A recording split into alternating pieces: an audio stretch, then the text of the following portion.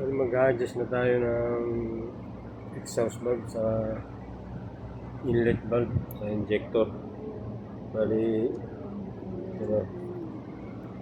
ngayon naka-position tayo dito sa may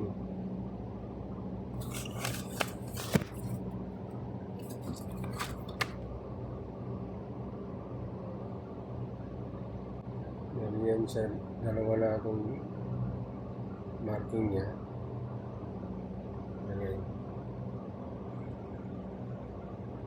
Bali ngayon nasa sa B3.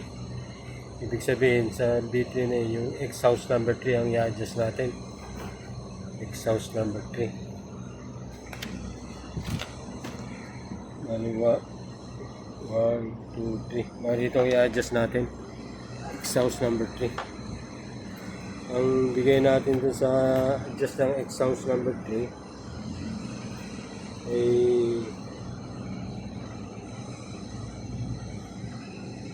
1.6, bali 160, 90 saka 70 yung dito sa manual niya.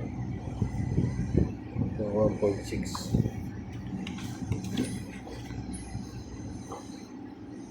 yung kanya sa exhaust 1.6 plus or minus 0.5 mm. Kaya ito i-adjust natin, sasamahin na lang natin yung 90 saka 70.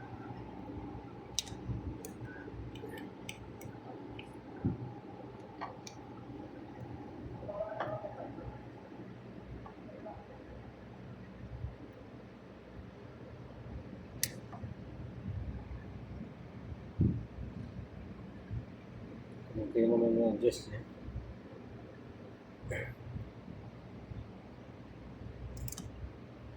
Tama.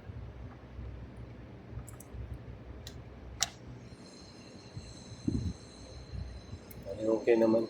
1.6.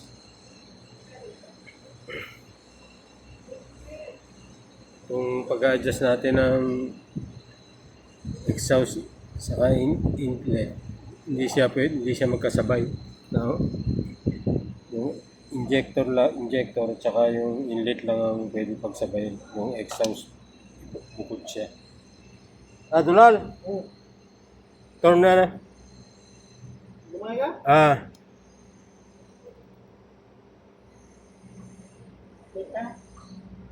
Dito naman susunod na doon sa yung number 5.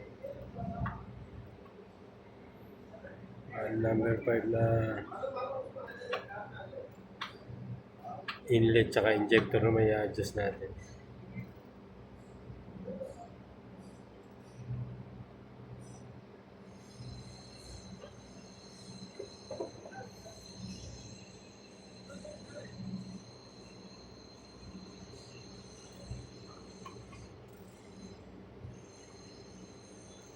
Naligigit na lang natin dito sa dalawang to yung number 5.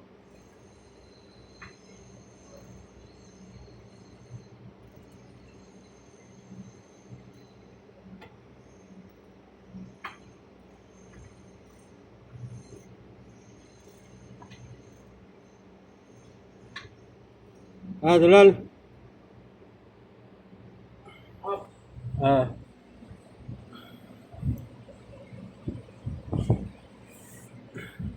Ito number 5 na may adjust natin.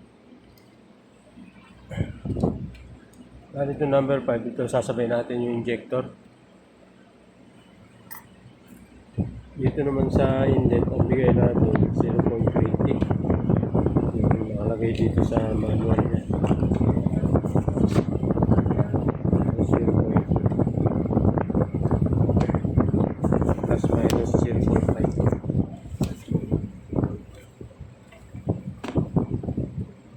Bali ito, magkasabay yung injector saka itong sa inlet.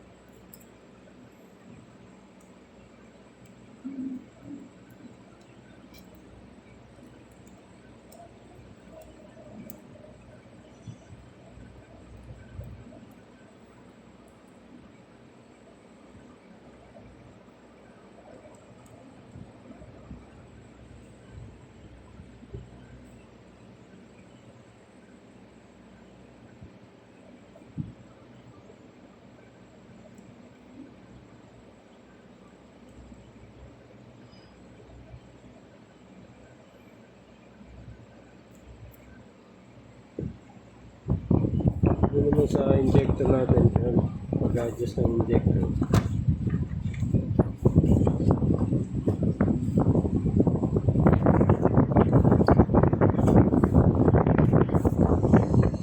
Ito naman ang binibigay natin yung sa injector, yung nakalagay dito sa manual.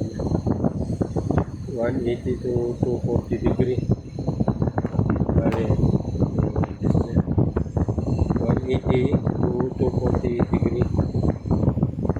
Yan ang adjust naman itong sa injector.